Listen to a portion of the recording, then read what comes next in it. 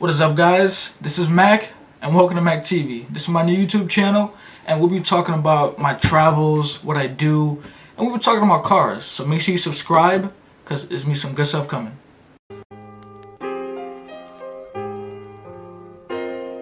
Pushing my limits, breaking records till I'm in Guinness. Building bricks around my verses so I never get winded. Wisdom in this young mind, I guess I surely invented. What you acquire in a year, I couldn't obtain in a minute. Now listen, all I ever wanted was to be a king.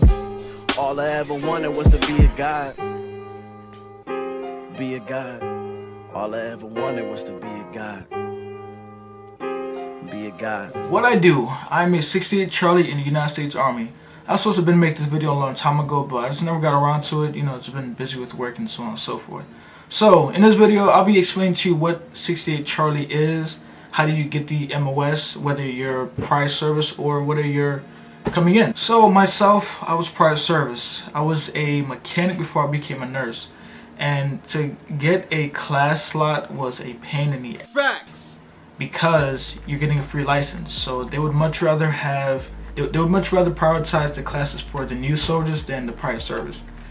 So it took me about 9 months to get a slot, and then like another year, you know, to actually go to school. So I'll start with the civilians first because you guys are pretty straightforward. You basically go to the recruiter's office, you say, hey, I want to be a nurse. He'll say, okay, take the test. Now, the ASVAB, you need to score a 107 on your GT. That's number one. Number two, you need to find a slot. More than likely, you probably won't find a slot the first time you go, and he'll probably show you some other MOSs. Now, it's up to you if you want to choose another MOS. But if you really want to be a nurse, I'd come back the next day, check again. You know, it's just no problem for that.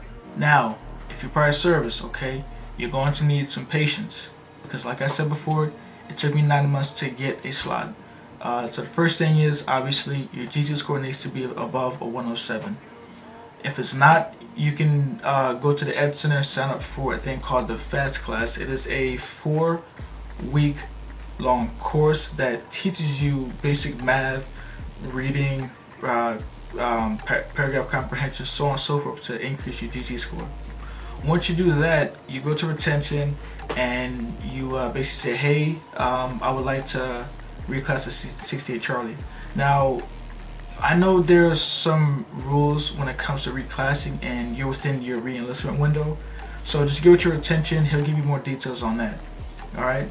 So, like I said with me, oh man, 9 months, and that was me talking to him twice a day.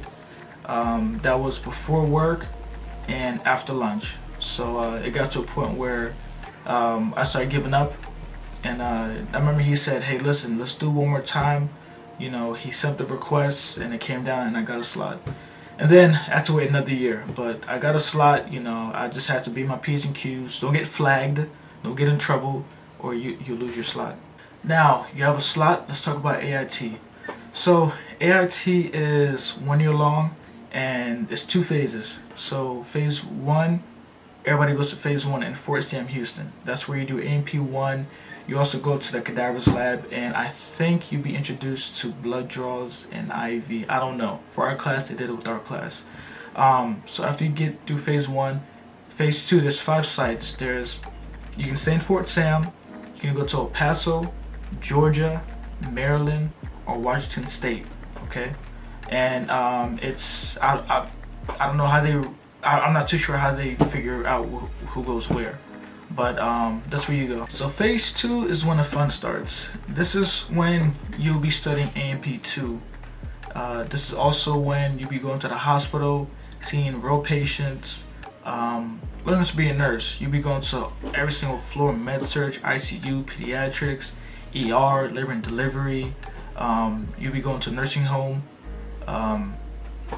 Yeah, this is the phase that makes or breaks people, because it's so high demanding, not only for the nursing aspect but also the soldier aspect, because you need to understand that you're a nurse but you're also a soldier. So for you have to do a PT test, you need to do PT, you need to keep up with your online training, and trust me, if you're a prior service, you know what I'm talking about. If you're IT, you're gonna learn. I know for us, we had to wake up at 4 o'clock in the morning I think every other day to do PT. And then school starts, I don't know what time, I forgot what time school starts, but typically we woke up at 4 a.m. We didn't get done until maybe 5 or 6, so you're pulling 13-hour days, just grinding. But trust me, listen, I'm not trying to scare you, it's doable, alright? It takes dedication, it takes time management, it takes you not being distracted. You know, you need to invest in your future. And I forgot to mention, so throughout phase 1 and phase 2, you'll be taking a lot of exams. Usually every system you talk about, at the end of that lecture, you take an exam. It could be you take an exam once a week, it may be a 2-week gap before you take the next exam, or you may take 2 exams in 1 week. It just depends. So I forgot to mention that. I'll give you some tips and tricks and tools that I use to help me get through nursing school, help me understand material. The first thing I used was a YouTube channel called Crash Course AMP. And it's just as it sounds, it's a crash course on all the different body systems. There's the endocrine system, the intake, digestive, bones, urinary system, the heart, has all of it. Also a good one is Khan Academy, and both of them are auditory visual. Another thing that was really good for me was study groups. And I get it, some people just don't like studying, whether people prefer to study alone, and if that works for you, so be it. But if you see your grades are falling, I say you get with 4 or 5 people. You guys sit down and recap on what I talked about today. Like you guys can do a round robin. Each person talk about a paragraph, or paraphrase a paragraph, or just talk about what was hard to understand. Because while you're basically teaching another person while teaching yourself, because you're being vocal. And some people like to draw, some people like to break it down Barney style, whatever works for you. Because one thing you need to understand is the class is gonna be big. Like for our class, we had, I think, about 70 people, 70 more people. So when it came down to the instructor really explaining it, they're in the time constraint. So it's a really tight schedule. So he may answer a question, but if you still don't get it, he has to move on. The next tool I use, I didn't use it until I was halfway through phase 2 because it's not important. So I don't know if I mentioned this before, but at the end of phase 2, you take the NCLEX. Now the NCLEX is what determines if you get your license. It is a state-ran exam. It's a smart exam, and it gauges what you know and what you don't know, and whatever algorithm they use, it determines if you get your license or if you don't. And it was actually 2 apps I used. The first app was called the NCLEX Mastery PN. It's about $30-$40 one-time payment. It's for Apple and Android, I believe. And I think it gave you about 2 assessments. There's about 1,300 questions for everything: geriatrics, pediatrics, bariatrics, every body system, and drugs. And the second one I used was called UWorld. Now UWorld is a bit pricey. It's a subscription. So you have a couple options. You can get the 30-day one for $100, or you can get the 730-day option for $300. That's a new one. The one I got was the 180 days for $200, and that one came with 2 assessments, 1,100 questions, and 1 hard reset. Again, it's optional. You can just stay with the first one, but this will work for me. I got my license. It's just free chicken, really. So after you have taken all of your exams, you've done all your clinical rotations, you got one more battle. You need to pass the NCLEX. All right. So with the NCLEX, it's state ran. Obviously, the Army has nothing to do with that. They just schedule a time to take it, and you take the NCLEX. And if you pass, license. If you fail, you have one more chance to take it. All right. You get 2 tries. All right. If you fail the second time, you are then needs of the Army. You get reclassed to needs of the Army, meaning whatever the Army needs, you'll be reclassed to that. And it could be mechanic, it could be infantry, it could be whatever. It just depends on what they need at that time.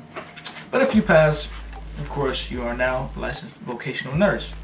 And you get your orders, you go wherever you go, and c'est la vie. And that right there, people, is the overview of 68 Charlie course. Now, if you have any questions, please comment below. If you know anything in particular, I will try my best to make a video about it, or I'll just reply to you. So guys, thank you once again. I am Mac. Thank you for tuning in to Mac TV. There's more to come. I'll be talking about my travels, car stuff soon. Like I said, subscribe, like, and comment, share. I'm telling you, it's gonna be good. I'm out. Hold up. Hold on. Hold up. Wait a minute. There's another route you can take, prior service. There's a program out there called AECP. It's basically green and gold for nurses, and I didn't know about this until I got into 68 Charlie course. But you're gonna have to wait till the next video. Stay tuned. Feature me on anything and I will surely bless it. See, I'ma keep on moving and I'ma keep on producing. And when they calling me great, I'ma keep on proving. See, I'm strategically winning. I never tolerate losing. Keep my movements on the low so you don't know what I'm doing. Yeah. I'm always working.